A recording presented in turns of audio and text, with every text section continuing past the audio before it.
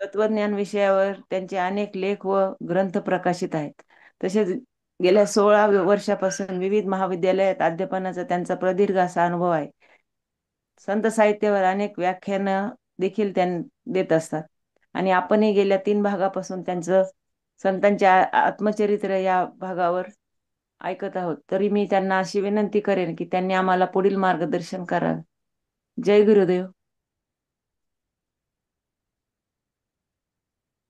नमस्कार सगळ्यांना. उपस्थित सर्व श्रोतृगण आणि आध्यात्मिक मार्गावर वाटचाल करणाऱ्या सर्व साधकांना सादर प्रणाम. आपण गेल्या 3 आठवड्यापासून संतांचे आत्मचरित्र या विषयावर सविस्तरपणे विवेचन बघत आहोत. आध्यात्मिक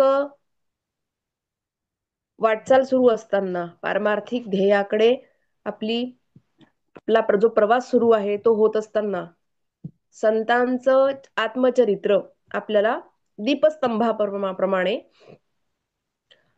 मार्गदर्शन करत असतं.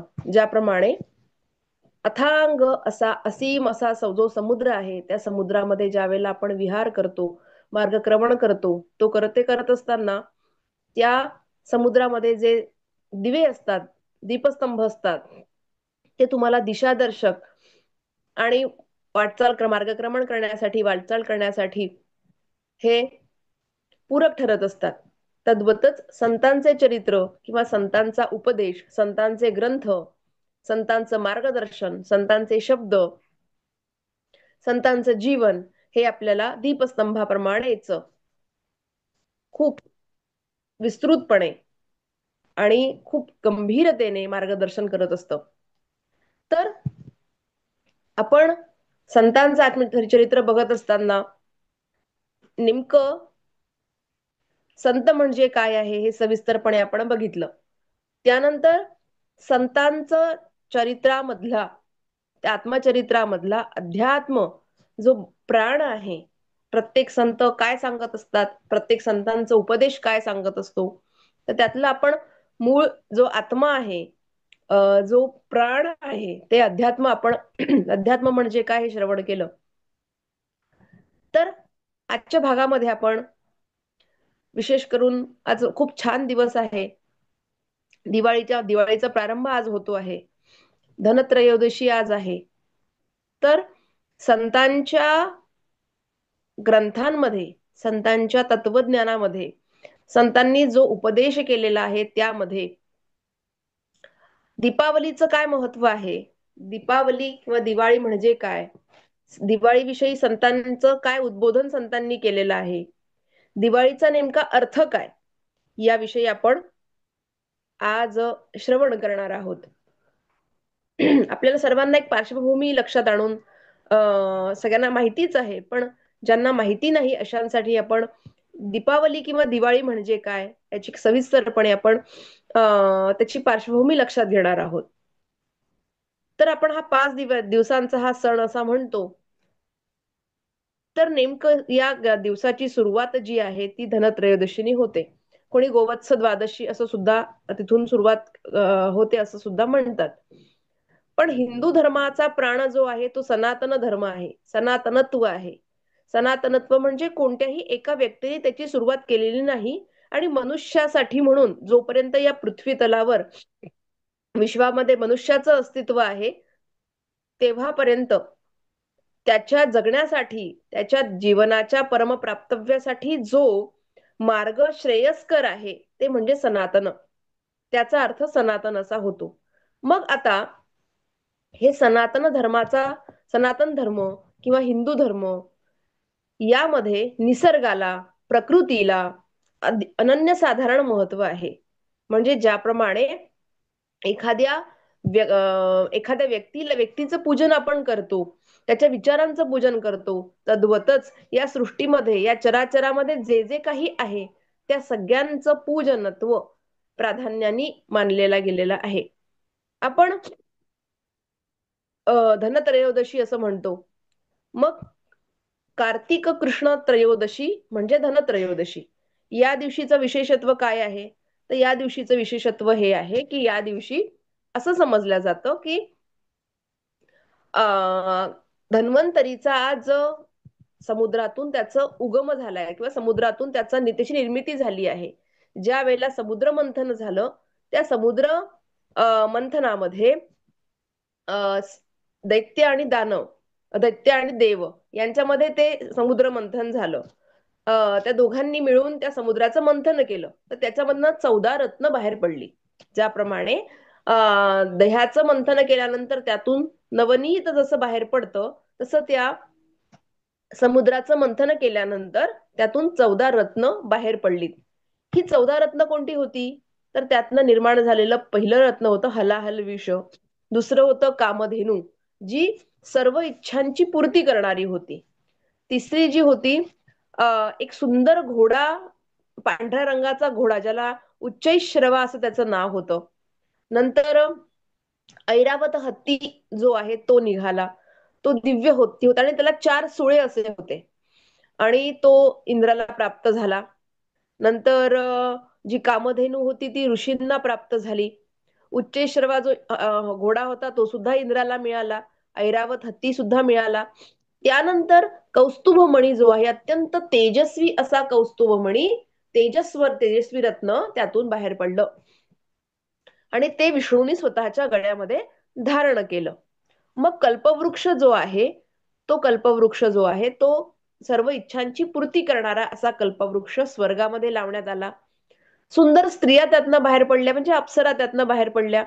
त्यानंतर शंख, जे अत्यंत शुभ लक्षणांनी असं युक्त मानलं जातं, ते विष्णूने आपल्या स्वतःच्या हातामध्ये धारण केलं. त्यानंतर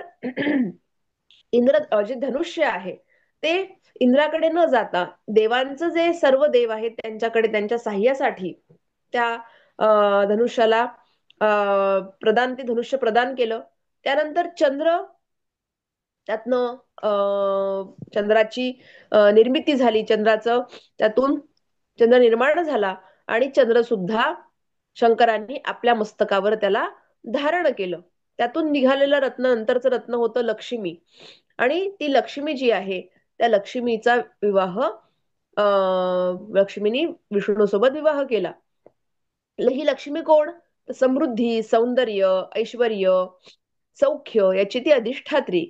आणि त्यानंतर निर्माण झालं ते पारिजात पुष्प. याला खूप सुगंध, असं दिव्य असा सुगंध होता त्याच्या फुलांना.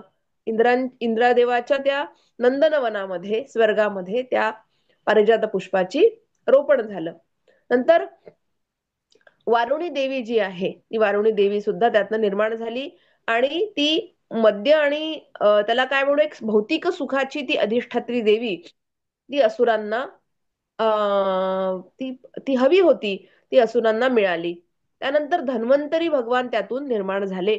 हातातून असा अमृत कलश घेऊन धन्वंतरी भगवान याच दिवशी निर्माण झालेत आणि त्यातून त्यांना, धन्वंतरींना आयुर्वेदाचं जनक सुद्धा म्हटलं जातं. मनुष्याला जीवन जगत असताना जे शारीरिक भोग प्राप्त होतात, त्या शारीरिक भोगातून सुटका होण्यासाठी किंवा शारीरिक भोग नष्ट होण्यासाठी, त्याचं जीवन उत्तम, निरोगी असं जगण्यासाठी, निरामय जगण्यासाठी म्हणून या धन्वंतरीची आराधना या दिवशी केली जाते. आणि त्यांनी सांगितलेलं सर्व आयुर्वेदाचं हे ज्ञान जर आपण ग्रहण केलं तर आपलं शरीर निरोगी राहील, असा सुद्धा त्यातून आपण त्या दिवशी तो तो विचार करायचा असतो. मग या दिवशी मुळात धनत्रयोदशी आपण जे म्हणतो, धन्वंतरीचं हे म्हणतो, तर धन्वंतरीचा त्या दिवशी प्रागट्य आहे, त्या याच्यातून ते निर्माण झालेले आहेत. मग मुख्य म्हणजे धनत्रयोदशीला आपण करायचं काय आहे? तर धनत्रयोदशीला धन म्हणजे काय? तर धन म्हणजे केवळ भौतिक धन असं नव्हे, त्याचा अर्थ होत नाही. धन म्हणजे एक सुंदर सुभाषित आहे संस्कृतमध्ये, विद्याधनम सर्व धन प्रधानम, की विद्याधन हे सर्व धनांचं हे प्राधान्याने, म्हणजे प्रमुख, सर्व धनामध्ये जर प्रमुख कोणतं धन असेल तर ते विद्याधन आहे.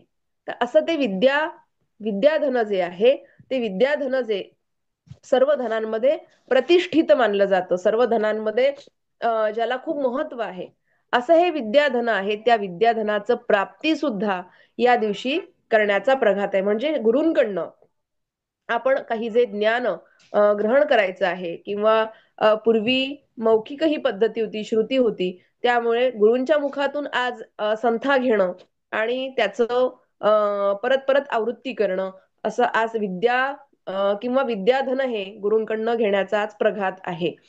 तर म्हणून केवळ ऐहिकच धनाच्या मागे न लागता पारलौकिक धन किंवा वैदिक ज्ञान ग्रहण करण्याची सुद्धा आज प्रथा आहे.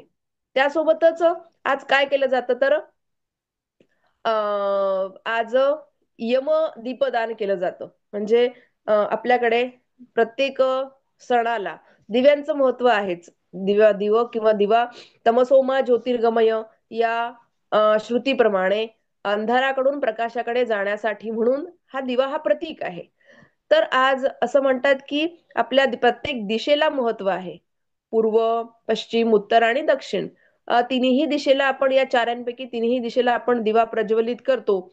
मात्र दक्षिण दिशेला आपण दिवा प्रज्वलित करत नाही. तर आजच्या दिवशी दक्षिण दिशेला जे आपल्या घरी यापूर्वी मृत्यू पावलेले लोक आहेत, किंवा असा अपघाती अकाली मृत्यू होऊ नये म्हणून यमाच्या नावानी त्या तो दिवा दिवा प्रज्वलित करायचा आहे. आणि त्यानंतर मग हे सगळे घरामध्ये जे काही आहेत अकाली मृत्यू किंवा असं सगळ्या गोष्टी ज्या आहेत त्यासाठी म्हणून त्याचं निवारण व्हावं म्हणून ती प्रार्थना करायची आहे. तर या ठिकाणी लक्षात घ्या की भारतीय जी सनातन संस्कृती आहे त्या संस्कृतीमध्ये तुम्हाला मी जसं म्हणाले की निसर्गाला आणि प्रकृतीला अनन्यसाधारण महत्व आहे. केवळ माझाच विचार न करता संपूर्ण समाजाचा वसुधैव कुटुंबकम असा एक व्यापक विचार या हिंदू धर्मामध्ये आहे. त्यामुळे माझ्या घरी, माझ्या आजूबाजूला, माझ्या देशामध्ये, विश्वामध्ये जिकडे जिकडे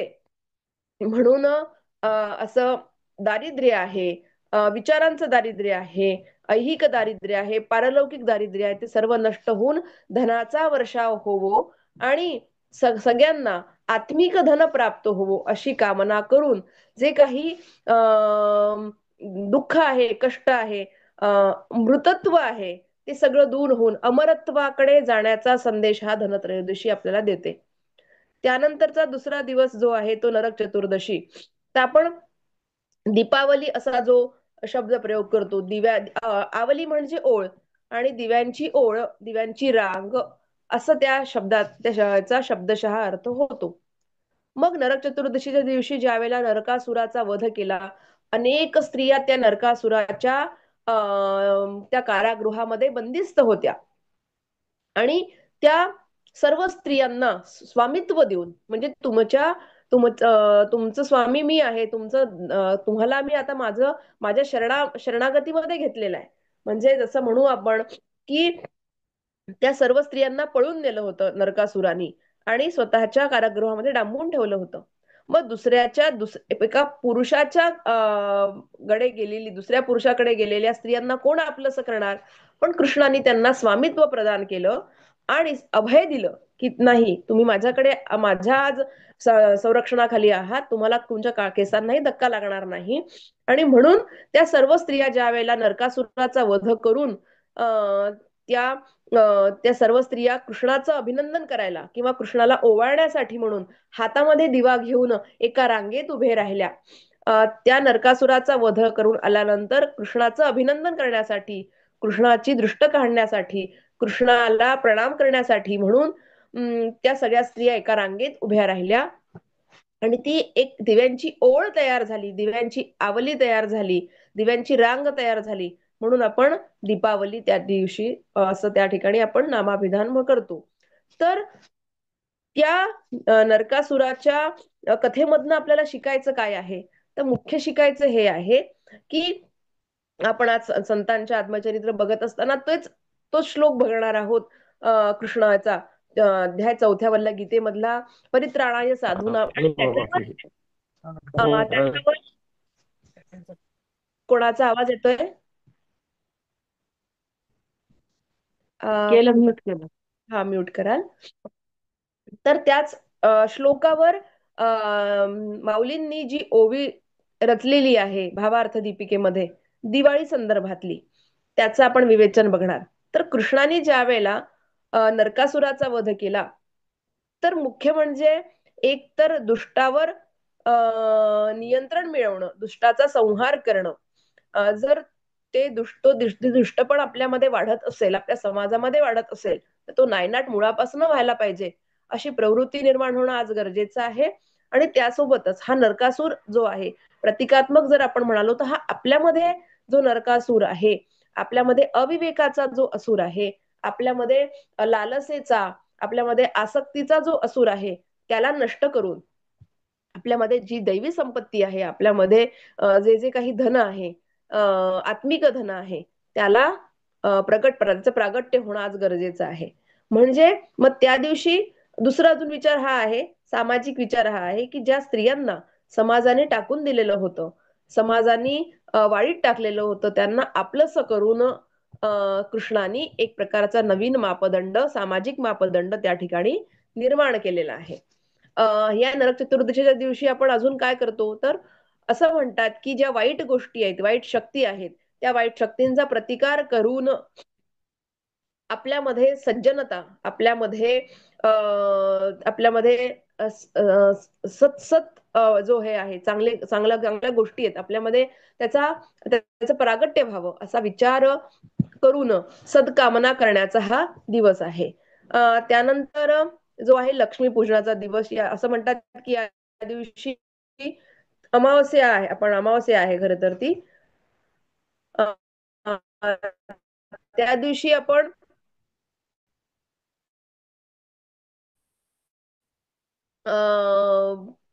त्या दिवशी अयोध्येमध्ये आगमन झाल्यानंतर त्यांच्या ते आगमन झालं म्हणून त्या आनंदाच्या प्रित्यर्थ त्या ठिकाणी दिव्यांचं खूप त्यांनी भव्य रोषणाई त्या ठिकाणी केली आणि आनंद साजरा केला त्या दिवशी. आणि विशेष करून असं म्हणतात की आपल्याकडे अमावस्या कुठलीच तिथी ही वर्ज्य समजल्या जात नाही. प्रत्येक तिथी ही उत्तमच आहे. अमावस्येच्या दिवशी प्रगट करून, म्हणजे दिव्या लावून, दिवा प्रज्वलित करून एक प्रकारचं अंधाराकडून तेजोमयाकडे, आपल्याकडे जरी चंद्राचं त्या दिवशी उगवणं नसतं, म्हणजे आपल्या याच्यामध्ये भूमीमध्ये, तरी सुद्धा एक प्रकारचं चैतन्यमयता या दिव्यांच्या प्रगटनाने होते. आणि असं म्हणतात विशेष करून की प्रत्येकच दिवशी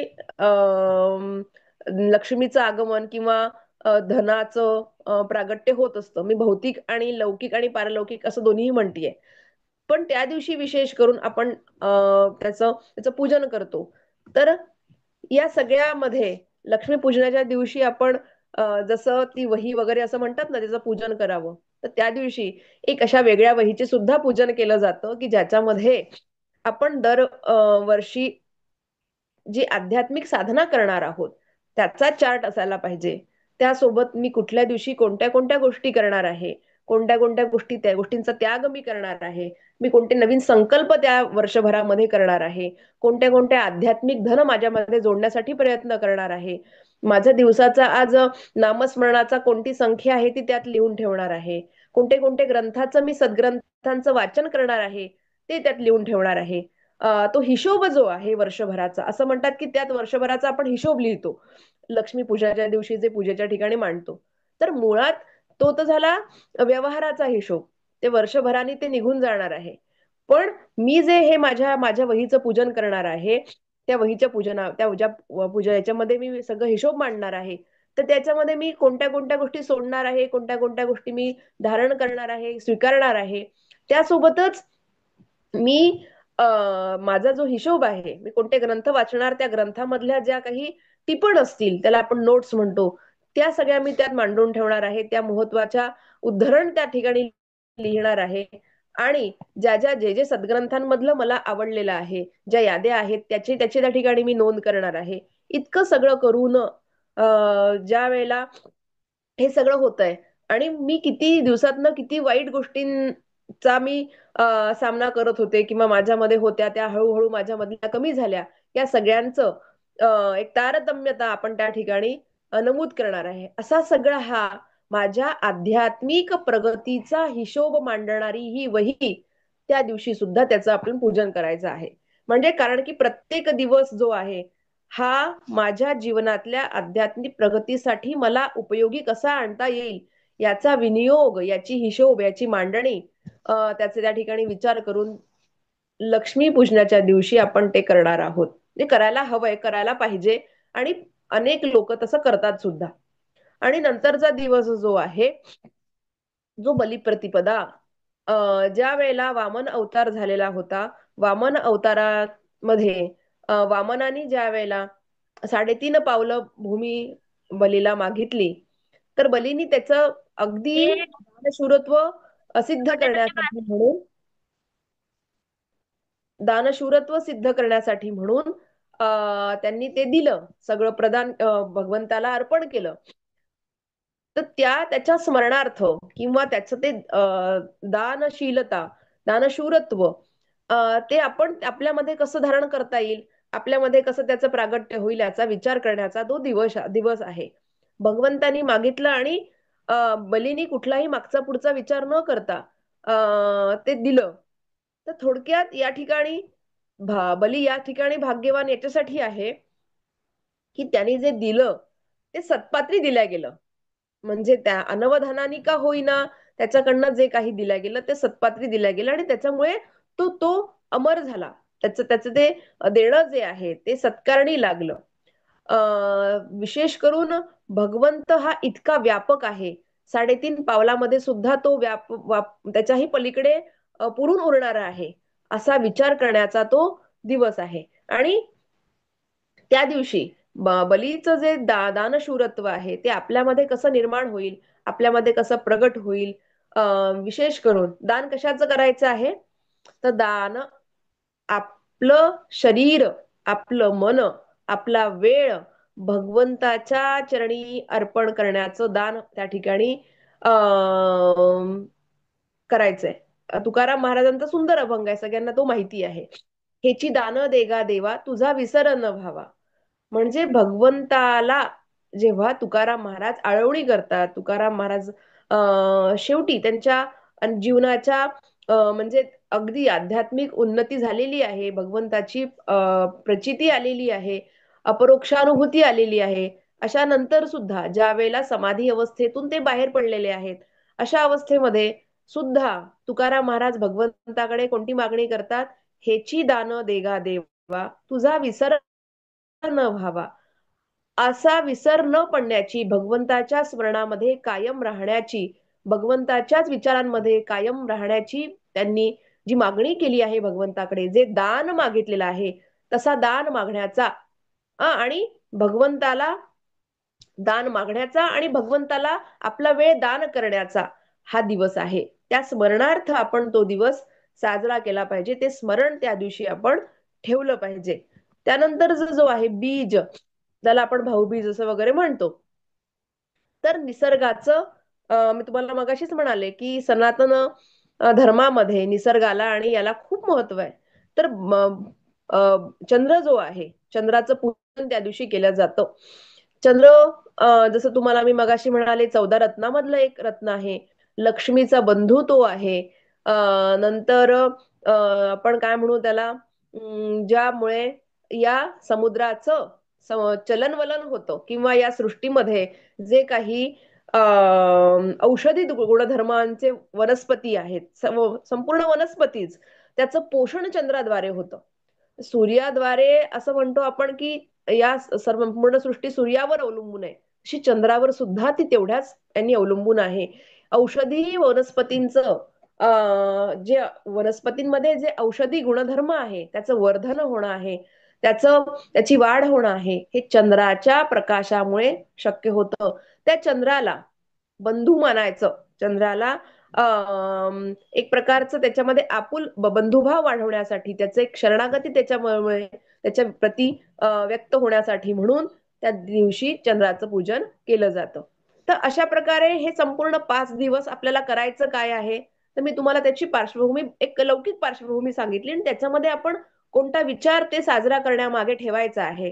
असा पण एक दृष्टिकोन आपण या ठिकाणी मला मांडायचा होता, की धनत्रयोदशी पासनं ते द्वितीयेपर्यंत आपण रोज, जेव्हा आपण दिवाळी अनेक वर्ष झाली आपण साजरी करतोच आहोत, तर भौतिकरित्या ती साजरी होऊ नये. लहान लहान मुलांना ठीक आहे, की अरे आपण आज फटाके उडवले, आपण हे केलं ते केलं, पण मुख्यत्वे माझं जीवनामध्ये ज्या वेळेला दिवाळी मी साजरी करतो किंवा करते, तर त्यावेळेला त्याच्या मागची उद्दिष्ट काय आहे, ते कशाला साजरं केलं पाहिजे. आणि असं म्हणतात, की जेव्हा जेव्हा मी एखादी गोष्ट माझं आध्यात्मिक मार्गक्रमण करत असताना एखाद्या जीवनामध्ये माझी एखादी घटना घडते किंवा एखादा सण येतो किंवा एखादा दिवस उगवतो, तर तो माझ्या आध्यात्मिक जीवनामध्ये किंवा आध्यात्मिक प्रवासामध्ये तो कसा पूरक ठरेल याचा विचार आपण साधकांनी केला पाहिजे, साधकांच्या मनात आलाच पाहिजे. मग आता हा दिवाळी हा सण आहे, हा हा खूपच महत्वाचा आहे. तो माझ्या जीवनामध्ये कसा काय माझ्या आध्यात्मिक प्रगतीमध्ये कसा पूरक ठरू शकेल याचा विचार इथे होणं गरजेचं आहे. म्हणून हा सगळा शब्दप्रपंच आहे. मग आध्यात्मिक उन्नतीमध्ये मी जसं तुम्हाला मगाशी म्हणाले, की संतांचं ग्रंथ हे तुम्हाला आध्यात्मिक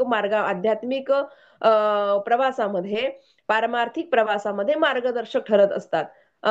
तर पूरक ठरत असतात. तर त्या संतांच्या आत्मचरित्र हा विषय आपण घेऊन पुढे जात असताना संतांच्या ग्रंथांमध्ये विशेष करून या दिवाळी साजरी करणं म्हणजे नेमकं काय असतं, दिवाळीचा उल्लेख, दीपावलीचा उल्लेख कशा प्रकारे केलेला आहे, तर विविध ग्रंथांमध्ये त्याचा उल्लेख आहे. विशेषत्वाने आपण जे म्हणतो की ज्ञानेश्वर माऊली आहे, ज्ञानदेवे रचिला पाया, ज्यांनी आध्यात्मिक उन्नतीमध्ये कोणतीही कसूर सोडलेली नाही मार्गदर्शन करण्यामध्ये.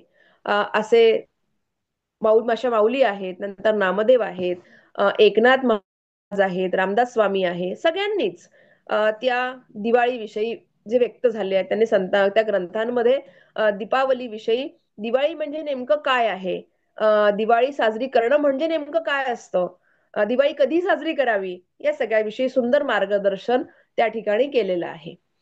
तर माऊलींच्या याच्यामध्ये आपण माऊलींचं शेवटी घेऊ, कारण की माऊलींची याच्यामधली ओवी घेऊनच आपण पुढे जाणार आहोत. संत नामदेव महाराज म्हणतात की विठोबाचे राज्य आम्हा नित्य दीपावली. तर विठोबाचे राज्य म्हणजे काय, तर ज्याच्यामध्ये भगवंताचं अधिष्ठान आहे, भगवंताचं नामस्मरण आहे, भगवंत चराचरात व्यापलेला आहे अशी बुद्धी होणं आहे, असा विचार आहे, ईश्वरच सर्व भूतानाम अशी भावना जिथे आहे, दुरितांचे तिमिर जाओ विश्वस्वधर्म सूर्य पाहो, अशी ईश्वरनिष्ठांची मांदियाळी निर्माण होण्याचा विचार जिथे आहे, तिथे विठोबाचं राज्य आहे. आणि जिथे विठोबाचं राज्य आहे तिथे नित्य दीपावली आहे. म्हणजे दीपावली म्हणजे केवळ 5 दिवसांचीच दिवाळी असं नामदेव महाराज म्हणत नाहीत, की जिकडे जिकडे हा सद्विचार आहे, जिकडे जिकडे सद्ग्रंथांचं अधिष्ठान आहे, सद्विचारांचं अधिष्ठान आहे, त्या प्रत्येक दिवशी नित्य दीपावली आहे असं त्यांनी म्हटलेलं आहे. त्यानंतरच जो जे संत चोखामेळा आहेत त्यांनी तर खूप सुंदर म्हटलेलं आहे, की दसरा दिवाळी हे पर्वकाळ आहेच आम्हाला, धन्य ते सौभाग्य नर नारी करिता ती वारी पंढरीची, तयांचे चरण माझे दंडवत जे नेमे माझ्या गात विठोबासी. दसरा दिवाळी अवघे पर्वकाळ नांदती सकळ तया घरी, जे नित्य भगवंताचं हे करतात, स्मरण करतात, त्यांच्याकडे नित्य दसरा आणि दिवाळी असतेच असते. म्हणजे मुळात आनंदाचा सण, आज आनंद साजरा करण्याचा सण, आनंद प्रकटनाचा सण आपण म्हणून दिवाळीकडे पाहतो. तर चोखामेळ्यांचं मते काय आहे, की जे धन्य आहेत ते नारी नर, की जे नित्य भगवंताचं स्मरण करतात, भगवंताच्या नामस्मरणामध्ये तल्लीन असतात, अशा व्यक्तींच्या घरी दसरा आणि दिवाळी कायम असते. तर दिवाळी हा सण आनंदाचा आहे, पण त्या लोकांच्याकडे आनंद कधी होतो, ज्या वेळेला त्यांच्याकडे नामस्मरण होतं, सद्ग्रंथांचं वाचन होतं, पांडुरंगाचं स्मरण होतं, पंढरीची वारी होते, भगवंताच्या लीलांचं गायन होतं, तो त्यांचा दिवस हा दीपावलीचा असतो. मग आपण काय करायचंय, जसं तुम्हाला मगाशी म्हणाले, की कोणताही क्षण माझा भगवंताच्या स्मरणाशिवाय गेला जायला नको, त्याचा व्यय व्हायला नको, असा विचार माझ्या मनात रुजणं म्हणजे तो माझ्यासाठी दिवाळीचा दिवस आहे, असं संत चोखामेळा म्हणतायत. आणि सुंदरांचं पण आपण संत एकनाथांचं सुद्धा खूप छान ओवी आहे एकनाथी भागवतामधली. म्हणजे भागवत पुराण जे आहे त्याच्यामधला एकादश स्कंधावर एकनाथांनी सुंदर ओव्या रचलेल्या आहेत. मी भाष्य म्हणणार नाही, ते भाष्य नाही आहे, त्याचे विश्लेषण करण्यासाठी म्हणून किंवा त्याचं अजून महत्व वाढवण्यासाठी म्हणून स्वामींनी, एकनाथ स्वामींनी त्याच्यावर ओव्या रचलेल्या आहेत. ते एकनाथी भागवत म्हणून प्रसिद्ध आहे. तर त्याच्यामध्ये ते म्हणतात की आजी दिवाळी दसरा आलो विठ्ठलाच्या दारा.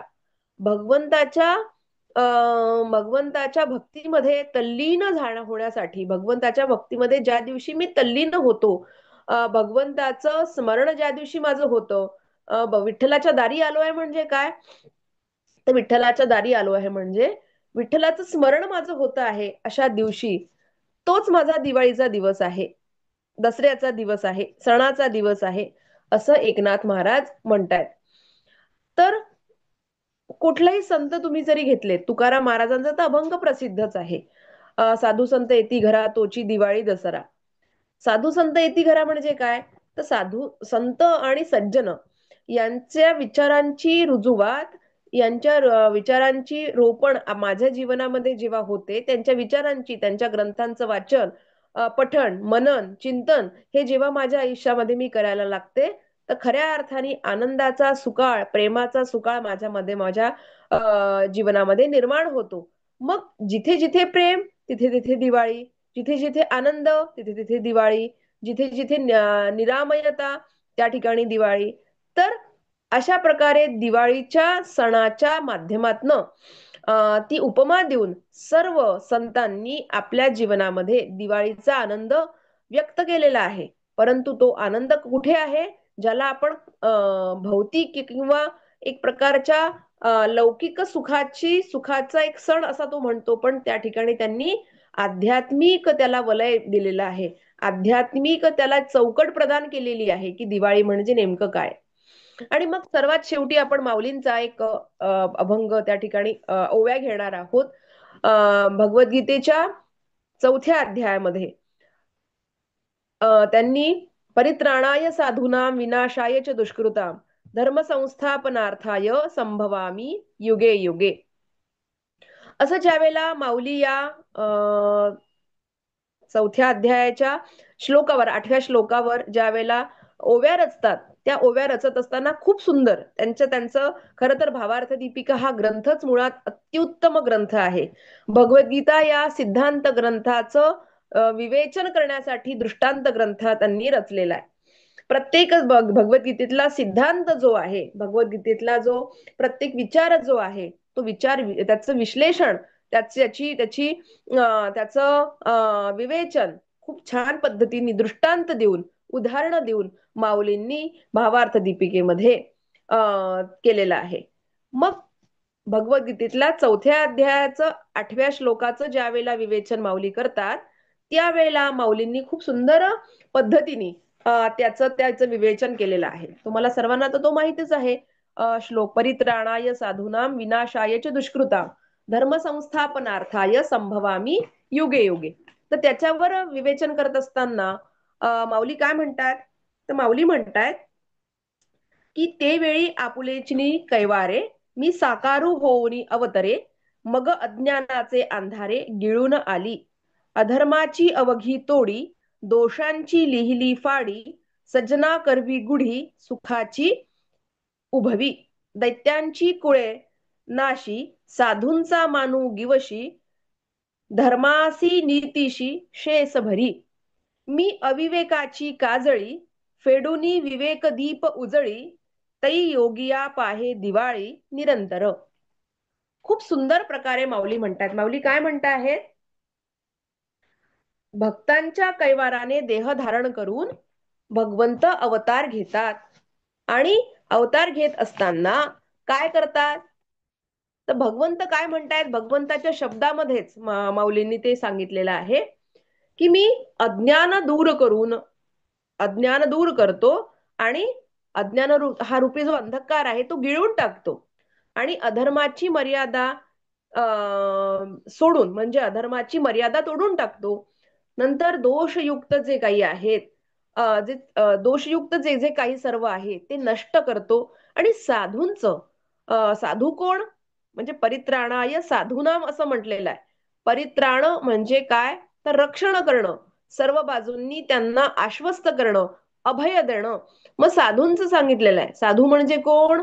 ज्यांच्या मनामध्ये समाजाप्रती, ज्यांच्या मनामध्ये दुःखी कष्टी दीनजनांप्रती आपला भाव आहे, कल्याणाचा भाव आहे, ते साधू. त्या साधूंचं रक्षण करण्यासाठी भगवंताचं प्रागट्य आहे. तर अशा सज्जनांच्या विषयी माऊली काय म्हणतायत, की जे साधू आहेत त्यांच्याकडून सुख निर्माण करण्याची, सुख निर्माण करण्याचं सुख निर्माण करण्याचा विचार मी त्या ठिकाणी, त्यांच्या ठिकाणी त्याचं रोपण करतो असं माऊली म्हणतायत. आणि काय करतो? अधर्म जे आहेत, अधर्मी जे आहेत त्यांच्या कुळाचा मी नाश करतो आणि सज्जनांच्या कुळाचा मी त्याचं वर्धन करतो. सर्वात शेवटी अत्यंत सुंदर त्यांनी माऊलींनी ओवी रचलेली आहे. अविचार मी अविवेकाची काजळी, फेडुनी विवेक दीप उजळी. म्हणजे दिवाळीचा महत्व काय आहे? दिवाळीच्या शब्दामधला गर्भितार्थ काय आहे? तर मी अविवेकाची काजळी, फेडुनी विवेक दीप उजळी, ते योगिया पाहे दिवाळी निरंतर. ज्या दिवशी माझ्या जीवनातला अविवेक रूपी हा जो म्हणजे विवेकाचा दिवा आहे त्याला काजळी धरलेली आहे. खूप सुंदर माऊलींनी त्या ठिकाणी दृष्टांत दिलाय, उपमा दिलेली आहे. दिवा कसा आहे? दिवा तुम्हाला मार्गदर्शक आहे आध्यात्मिक मार्गामध्ये. तो दिवा कशाचा आहे? तर तो दिवा आहे विवेकाचा. आणि तो विवेकाच्या दिव्याला काजळी धरली. आपण दिव्याला काजळी धरते ना, तर ती काजळी धरली आहे कशाची? तर अविवेकाची. अविवेकाची काजळी धरली. तर विवेकाचा दिवा मालवलेला नाही आहे, तर विवेकाचा दिवा थोडी त्याला काजळी धरल्यामुळे त्याचा प्रकाश कमी झालेला आहे. मग करायचं काय? झालं काय आहे? तर ती अविवेकाची काजळी फेडूनी म्हणजे दूर केली, दूर सारली. तर ती अविवेकाची काजळी दूर करून तो दिवा कसा झाला आहे? प्रज्वलित झालाय, आणखीन पूर्ववत झालेला आहे. दिवा जो आहे तो दिवा अनेक वेळ प्रज्वलित झाल्यानंतर त्याला काजळी धरते. तर तसा विवेकरूपी दिव्याला अविवेकाची काजळी धरलेली आहे. आणि त्यामुळे त्याच्यामधलं जे जो प्रकाश आहे, त्याच्यामधलं तेजोमयता ही थोडीशी संकुचित झाली आहे. तर त्यामुळे ती काजळी दूर केल्यानंतर ती फेडून टाकली. म्हणजे काय? तर ती दूर केली, नष्ट केली. तर ती काजळी दूर केल्यानंतर विवेकरूपी दिवा कसा आहे? आणखीनच प्रज्वलित झाला आहे. कशासाठी? आध्यात्मिक मार्गामध्ये मार्गदर्शन करण्यासाठी, आध्यात्मिक मार्ग तुम्हाला प्रगट होण्यासाठी, उज्ज्वल होण्यासाठी, अग्रेसर होण्यासाठी, म्हणून हा विवेकाचा दिवा मार्गक्रमण करणार आहे. अशा वेळेला तो दिवा आपल्याला मार्गक्रमण, ज्या वेळेला तो दिवा आपल्या जीवनामध्ये लागतो, तो दिवा आपल्यामध्ये जेव्हा तेजोमय होतो, तो दिवा आपल्या जीवनात जेव्हा प्रकाशमय होतो, तर त्या प्रकाशमय होण्याचा जो दिवस आहे, तो दिवस माझ्या जीवनातला दिवाळीचा दिवस आहे असं माऊली म्हणतायत. ती खरी दिवाळी आहे, की माझ्या जीवनातला अंधकार, माझ्या जीवनातला तम जोपर्यंत कमी होत नाही, त्या विवेकाची काजळी जोपर्यंत दूर होत नाही, तोपर्यंत माझ्या जीवनात दिवाळीचं प्रगटन होत नाही, असं माऊलींनी या ठिकाणी स्पष्ट सांगितलेलं आहे. ज्या क्षणी माझ्या जीवनातला विवेक जागृत होतो, विवेक उजळतो, तो माझा दिवस दिवाळीचा होय. मग हा विवेक म्हणजे काय? ज्या क्षणी माझ्या जीवनातला विवेकाची काजळी दूर झाली, तर मग नेमका विवेक कसा असतो? या विवेकाला स्वामींनी रामदास स्वामींनी खूप महत्व दिलंय. प्रत्येक ठिकाणी ते विवेक विवेक म्हणतात, की प्रत्येकच ठिकाणी त्यांनी विवेकाला महत्व दिलंय.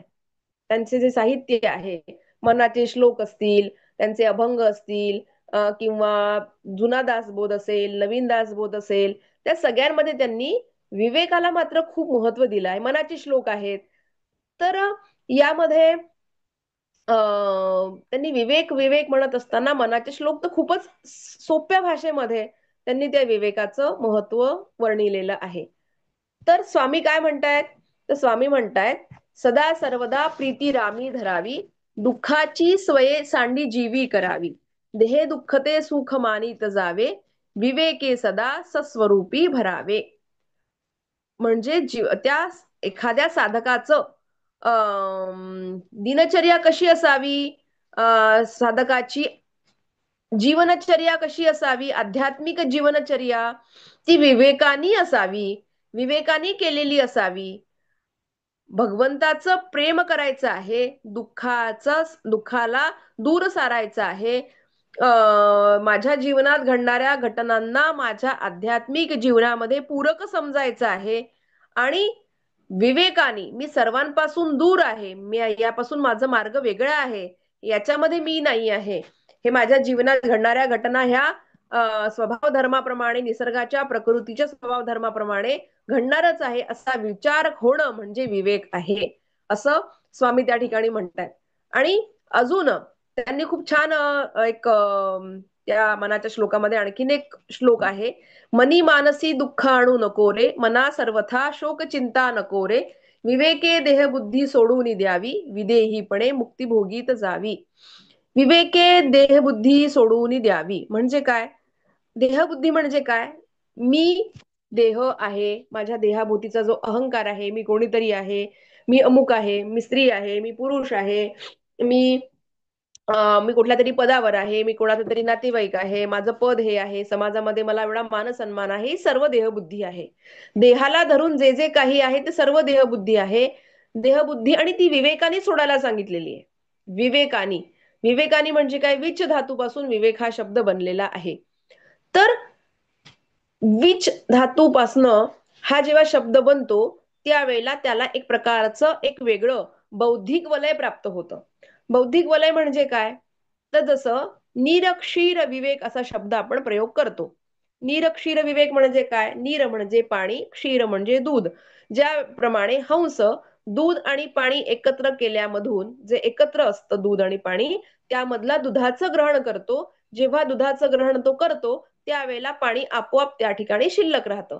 अशा दूध आणि पाण्यामध्ये एकत्रितपणामधनं दूध ग्रहण करून जे नको आहे ते आपोआप उरणं, ही संपूर्ण प्रक्रिया जी आहे ती विवेकाला दर्शवते.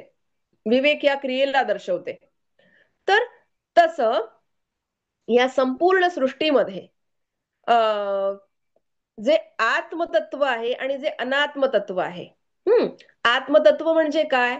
तर आत्मतत्व म्हणजे जे काही कायम राहणार आहे. आत्म म्हणजे शब्दाचा बघा, मी मागे पण तुम्हाला सांगितलं की संतांचं तुम्हाला ग्रंथ ज्या वेळेला वाचायचे असतात त्यावेळेला प्रत्येक शब्दाचा उलगडा व्यवस्थित झाला पाहिजे.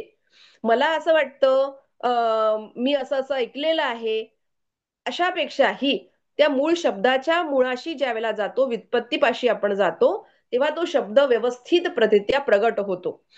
तर आत्म म्हणजे काय? आत्म म्हणजे जे कायम टिकणारं आहे, जे कधीही नष्ट होणारं नाही, ज्याचा कधी जन्म झालेला नाही, म्हणून साहजिकच ते नाश पावणारं नाही, मृत्यू होणार नाही. तर असं तत्व म्हणजे आत्मतत्व. आणि जे आत्मतत्व आहे आणि त्याच्या विरुद्ध जे काही आहे अनात्म आहे. मग आत्मतत्व जे आहे ते आत्मतत्वाचा मला विचार करायचा आहे. या संपूर्ण सृष्टीमध्ये कोणतं तत्व हे आत्मतत्व आहे? जर मी म्हणालो की ज्याला उगम नाही म्हणून नाशमयता नाही, जे काल होतं, आज आहे, उद्या राहणार आहे, असं शाश्वत ते तत्व जे असणार ते आत्मतत्व असणार. मग माझं शरीर कधीतरी जन्माला आलं आहे, त्याच्यामुळे मृत्यू होणार आहे. माझ्या घरातल्या सर्व वस्तू हे कधीतरी निर्माण झाल्या, त्याच्यामुळे त्या नष्ट होणार. माझं माझं शहर, माझं गाव, माझा देश, नंतर हे संपूर्ण जग, आणि त्यानंतर जग ज्याच्यामध्ये आहे संपूर्ण विश्व, त्याच्यामध्ये आपण संपूर्ण विश्वामध्ये सगळ्या सूर्यमाला, सगळं सगळं त्याच्यामध्ये आलं. माझी पृथ्वी सकट सगळं सगळं, अशा हजारो लाखो करोडो सूर्यमाला आहेत, त्यातलं सगळं काही आहे ते याचा उगम झालेला आहे, त्याच्यामुळे ते नाश पावणार आहे. मग हे सगळं जे आहे हे सगळं अनात्म आहे. म्हणजे मी विवेक शब्दाची तुम्हाला व्याख्या सांगते आहे. माझ्या जीवनात विवेकाचा उदय करायचा आहे. माऊलींनी ज्याप्रमाणे सांगितलंय, विवेकाची रुजुवात करायची, विवेकाचं प्रकटन करायचंय, विवेकाची दीप प्रज्वलित माझ्या जीवनामध्ये करायचं आहे. म्हणजे नेमकं काय करायचं आहे? तर त्या विवेकाच्या प्रकटनाचा दिवस म्हणजे दीपावली माझ्या आयुष्यामध्ये प्रगट व्हायची आहे. म्हणजे नेमकं काय करायचं आहे याचं आपण या ठिकाणी विवेचन पाहतो आहोत. तर जे काही संपूर्ण आत्मतत्व आहे, म्हणजे जे कायम टिकणार आहे, त्याचं ग्रहण करायचं आहे या संपूर्ण अनात्म विश्वामधनं. जे जे काही माझ्या आजूबाजूला आहे, ज्याच्यामध्ये माझं मन गुंतलेलं आहे, ते आत्मा आहे की अनात्मा आहे याचा विचार माझ्या मनात निर्माण व्हायला पाहिजे. माझं ज्या ठिकाणी मन गुंतलेलं आहे, माझ्या मनामध्ये ज्याच्या ज्याचा विचार येतो आहे, माझ्या मनामध्ये ज्याच्या ज्याच्याविषयी आसक्ती आहे, ते कायम टिकणारं आहे का? असा पहिला प्रश्न आपल्या मनाला आपण विचारायचा आहे. की ज्यांनी मला जन्माला घातलं आहे ते आणि ज्यांना मी जन्माला घातलं आहे ते, त्यांच्या जन्म मृत्यूवर माझा अधिकार आहे का? किंवा मला माझी जी ऐहिक संपत्ती आहे, भौतिक संपत्ती आहे, जी मला वारसा हक्काने प्राप्त झाली आहे किंवा मी स्वकष्टार्जित आहे, ती माझ्या हातामध्ये आहे का? किंवा ती आत्मा आहे का? ती कायम टिकणारी आहे का? तर नाही. माझं माझं सौंदर्य जे आहे, माझं ज्ञान जे आहे, जी माझी माझ्या माझी माझी माझ्याकडे जे जे काही म्हणून लोक स्तुती करतात असं काही जे माझ्याकडे आहे, ते संपूर्ण कायम जीवनभर टिकणार आहे का? माझं निरोगी शरीर जे आहे ते कायम टिकणार आहे का? ज्याला आपण म्हणतो की प्रचंड व्यायाम करणारे लोक असतात. त्यांना वाटतं की व्यायाम करणं म्हणजे मृत्यू न होणं. तर असं अजिबात नाही आहे. कितीतरी व्यायाम करणारे लोकांना मृत्यू आलेला आहे. तर व्यायाम करायचंच नाही का? तर नाही. शरीर निरोगी ठेवायचं आहे. पण त्याच्या मागे विचार हा असला पाहिजे, की जरीही मी व्यायाम करत असलो, तरी सुद्धा एक ना एक दिवस मला मृत्यूला सामोरं जायचंच आहे. तर माझ्या जीवनामध्ये जे जे काही आहे, माझं शरीर, माझ्या आजूबाजूला भौतिक संपत्ती, माझ्या आजूबाजूचे लोक, माझं घर, दार, प्रसिद्धी, पैसा, माझी विद्वत्ता, माझं पद, या सकट माझं संपूर्ण विश्व हे नाश पावणारं आहे, नष्ट होणारं आहे. त्यामध्ये जे चेतनत्व, आत्मतत्व आहे, भगवंत जो आहे, ज्याला कोणी परमेश्वर म्हणेल, कोणी ईश्वर म्हणेल, जे सत्तत्व आहे ते कायम टिकणार आहे, असा विचार करून त्या सत्तत्वाकडे जाणं, त्या सत्तत्वाचा कायम विचार करणं, तो विचाराच्या मागे लागून त्या आत्मतत्वाच्या प्राप्तीसाठी, आत्मतत्वाच्या प्रकटनासाठी सारखा प्रयत्न करत राहणं म्हणजे विवेक आहे. आणि ते प्रत्यक्ष कृतीतनं आलं पाहिजे.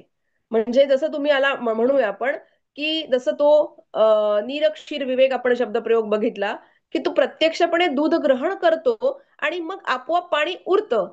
तसं आत्मतत्वाचं ग्रहण करून जे कायम टिकणार आहे, जे अविनाशी आहे, जे जे जे अमर आहे, अशा तत्वाचा आपोआप स्वीकार होणं आणि मग त्या विश्वातलं हे सगळं जे काही आहे, लौकिक आहे, ते आपोआप बाहेर पडणं. माझ्या हृदयामध्ये आज काय आहे? माझ्या हृदयामध्ये लौकिक गोष्टींचा भडीमार आहे. लौकिक गोष्टींचा कचरा निर्माण झालेला आहे. आपण दिवाळीमध्ये स्वच्छता करतो. ही स्वच्छता आपण मनाची करायची आहे. ही स्वच्छता आपण माझ्या आध्यात्मिक मार्गामध्ये जो कचरा येतोय, निर्माण होतो आहे, माझ्या आध्यात्मिक मार्गामध्ये मार्गक्रमण करत असताना जे जे अडसर निर्माण होत आहेत, जो कचरा आहे, जी घाण आहे, ती दूर होण्यासाठी म्हणून जो जो कचरा निर्माण होतो त्याची स्वच्छता करणं, ती स्वच्छता या ठिकाणी अपेक्षित आहे. आणि मग ते करत असताना, ती स्वच्छता करत असताना आपल्याला एक प्रकारचं महत्व निर्माण होतं, की हे संपूर्ण जे काही जगातलं, विश्वातलं जे आहे, हे नाशमय आहे.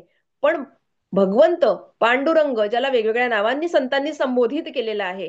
कोणी त्याला विष्णू म्हणतं, कोणी त्याला शिव म्हणतं, कोणी त्याला अंबा म्हणतं, कोणी त्याला ब्रह्म म्हणतं. एक सुंदर सुभाषित आहे. यम शैवा समुपासते शिव इति ब्रह्मेति वेदांतिनो ब्रह्मा ब्रह्म इति प्रमाण पटवा करतेति नैयायिका अर्हन्नत जपि जैन शासनरता कर्मेति मीमांसका सोयम वो विदधातु वांछित फलम त्रैलोक्यनाथो हरिही. त्याचा अर्थ काय होतो? तर प्रत्येक जण त्या तत्वाला वेगवेगळ्या नावांनी संबोधित करत आहे. कोणी त्याला शिव म्हणत आहे, कोणी त्याला विष्णू म्हणत आहे, कोणी त्याला अंबा म्हणत आहे, कोणी त्याला भगवती म्हणताय, कोणी भगवान म्हणताय, कोणी कृष्ण म्हणत आहे. पण त्या सत्तत्वाची नावं नामाभिधान जरी वेगवेगळी असली तरी एकाच तत्वाचा तो बोध आहे. आपण तो येथे तो श्लोक सगळ्यांना माहिती आहे. आकाशात पतितं तोयम यथा गच्छति सागरम सर्वदेव नमस्कारां केशवम प्रतिगच्छति. तुम्ही कुठल्याही तत्वाला, आत्मतत्वाला नमस्कार केला, प्रणाम केला तरी शेवटी एकाच तत्वाला तो जाऊन मिळणार आहे. तर हे या आत्मतत्वाचा प्रत्यक्षपणे स्वीकार होणं आणि अनात्मतत्वापासून मन मोकळं होणं, आत्मतत्वाचं प्रगटन होणं आणि अनात्माचं ग्रहण सुटणं म्हणजे विवेकाचा दीप उजळणं होय. हा विवेकाचा दीप ज्या दिवशी उजळेल तो दिवस दिवाळीचा आहे असं माऊलींना या ठिकाणी सांगायचं आहे. हा दीप कसा उजळेल? हा एकाएकी उजळणार नाही. कारण की आपल्या दिव्यावर इतक्या वर्षांची काजळी निर्माण झालेली आहे की ते किटण, ते आवरण, ती काजळी इतक्या प्रचंड गडद झालेली आहे की तुम्हाला ज्या कोणा माता भगिनींना माहिती असेल की दिव्यावर जो काच आपण ठेवतो तो काच इतका काळा होतो की त्या ठिकाणी ती काजळी दूर करणं प्रचंड अवघड होऊन जातं. मग त्या ठिकाणी विविध उपाय आपल्याला करावे लागतात. तसं आपल्या विवेकरूपी दिव्यावर अविवेकाची इतकी काजळी साठलेली आहे की ती दूर होणारी जन्मोजन्मीची काजळी आहे ती, एका जन्माची नाही. ही काजळी कशा कशाची आहे? ही काजळी प्रापंचिक आसक्तीची आहे. ही काजळी आपल्या देहासक्तीची आहे. ही काजळी माझ्या धनासक्तीची आहे. म्हणजे कितीतरी गोष्टींची ही काजळी माझ्या आजूबाजूला अभिमानाची, अहंकाराची काजळी साठलेली आहे. आणि ही एका जन्माची काजळी नाहीये. ही अनेक जन्मांची, जन्मोजन्मीची ही काजळी आहे. ती काजळी दूर करणं सहज शक्य नाही. आणि ती काजळी दूर होण्यासाठी ज्याप्रमाणे ती काजळी दूर होण्याकरता कुठल्या तरी उपाय आपल्याला साधावे लागतात आणि प्रयोग करावे लागतात, तसं भगवंताच्या नामस्मरणामध्ये भगवंताचं चिंतन हाच एकमेव उपाय आहे ती काजळी दूर होण्यासाठी. आणि भगवंताचं स्मरण होणं, भगवंताचं स्मरणाचं महत्व आपल्या मनात ठसणं आणि भगवंत सोडून इतर सर्व काही गोष्टी ह्या अनात्म आहेत, अशाश्वत आहेत, मृत्यूमय आहेत असा विचार करत राहणं सारखा सारखा. आणि एक दिवस असा विचार करत करत करत ज्याप्रमाणे त्या सुरवंटाचं फुलपाखरू होतं, तर तसंच त्याप्रमाणे तुम्हाला या विचार करत करत जसं आपण विचार करतो तद्वत आपण होत जातो. हा निसर्गाचा नियम आहे. मग आपण सद्ग्रंथांचं वाचन करत करत, असा विचार करत करत विवेकाची रुजवत आजच्या दिवशी आपली होईल आणि अविवेकाची काजळी हळूहळू दूर होईल. तो दिवस आपल्या जीवनातला दिवाळीचा दिवस आहे असं माऊलींना या ठिकाणी सांगायचं आहे. तर त्यामुळे माझी नम्र सगळ्यांना विनंती आहे की आपण ज्यावेळेला कोणताही सण साजरा करतो, आपण सगळ्या यांच्या जयंत्या, पुण्यतिथ्या, उत्सव साजरे करतो. आपण विशेष करून कृष्णाचं आणि दत्त जयंती किंवा कृष्णाचं जन्मोत्सव साजरा करतो, आपण रामनवमी साजरी करतो. तर त्या दिवशी मी असा विचार करायचा आहे की माझ्या जीवनामध्ये रामाचं प्रागट्य कसं होईल, माझ्या जीवनामध्ये रामाचा जन्म कसा होईल, माझ्या जीवनामध्ये कृष्णाचा जन्म कसा होईल. तर माझ्या जीवनात कृष्णाचा जन्म होणं म्हणजे काय होणं, तर खूप मोठ्या हार, दिवे लावणं, खूप मोठे पंक्ती बसवणं म्हणजे त्या ठिकाणी माझ्या जीवनामध्ये जयंत्या, पुण्यतिथ्या साजरं करणं नाहीये.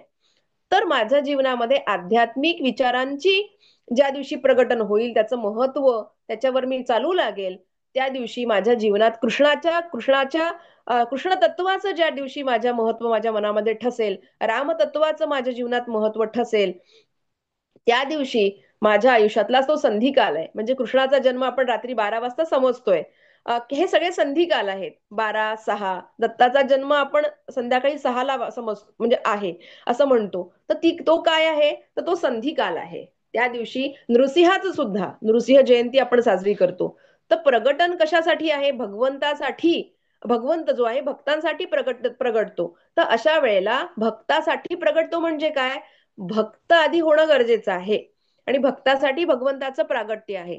तर माझ्या जीवनामध्ये भगवंताचं प्रगटन होणं, भगवंताची जन्म होणं म्हणजे आध्यात्मिक मार्गावर माझं मार्गक्रमण उत्तमरित्या सुरू आहे, याचं ते चिन्ह आहे, त्याचं ते द्योतक आहे, याचं ते लक्षण आहे.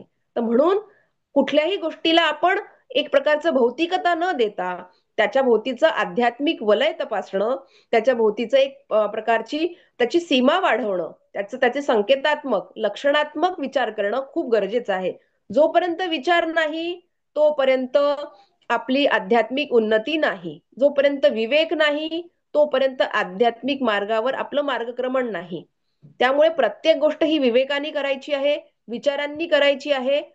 असा विवेक, असा विचार ज्या दिवशी प्रगट होईल आणि माझ्या जीवनात घडणाऱ्या प्रत्येक घटना ह्या माझ्या आध्यात्मिक उन्नतीला सहाय्यभूत होतील. जसं एखादा व्यवसाय असतो घरामध्ये, तर त्या व्यवसायामध्ये घरातले सर्वच लोक आपापल्या परीने सहभागी होतात. तसं माझ्या आयुष्यामध्ये घडणाऱ्या प्रत्येक घटना ह्या माझ्या जीवनातल्या आध्यात्मिक उन्नतीच्या किंवा आध्यात्मिक प्रवासासाठी पूरक आहेत. आध्यात्मिक ध्येयासाठी म्हणून सहाय्यभूत आहेत. असा सारखा विचार करत राहणं. मग त्याच्यामध्ये सणवार पण आले, त्याच्यामध्ये जयंती पुण्यतिथी आल्या, माझ्या जीवनातलं सुख आलं, माझ्या जीवनातलं दुःख आलं. हे प्रत्येक गोष्ट, प्रत्येक घटना, प्रत्येक व्यक्ती, प्रत्येक स्थान, प्रत्येक वेळ माझ्या जीवनातल्या ध्येयाच्या उन्नतीसाठी म्हणून आध्यात्मिक पारमार्थिक ध्येय गाठण्यासाठीच्या मार्गावर पूरक आहेत. पूरक कशा करून घेता येतील याचा साह्य, याचा खूप विचारांनी, याचं विवेकाने विचार करत राहणं म्हणजे माझ्या जीवनामध्ये दिवाळी साजरी करणं आहे. तर म्हणून तुमच्या जीवनामध्ये अशी आध्यात्मिक दिवाळीचं प्रकटन होवो, जीवनातला आध्यात्मिक प्रकाश तुमच्या जीवनामध्ये उजळो. तुमच्या जीवनातलं जे काही तमोमयता आहे, भगवंताला विसरून जे काही आपण स्वतःच्या जीवनामध्ये दुःख प्रकट करतो आहे, ते दुःख दूर होऊन भगवंताच्या स्मरणाची दिवाळी तुमच्या जीवनामध्ये निर्माण हो, असा सद्विचार या ठिकाणी मी व्यक्त करते आणि भगवंताकडे एकच मागणं मागते की ज्याप्रमाणे संतांच्या जीवनामध्ये त्यांनी दसरा, दिवाळी भगवंताच्या स्मरणामुळे त्यांच्या जीवनात जी निर्माण झाली ती तुमच्याही जीवनामध्ये निर्माण होवो, अशी भगवंताकडे दान मागून माझ्या शब्दांना मी या ठिकाणी विराम देते. धन्यवाद.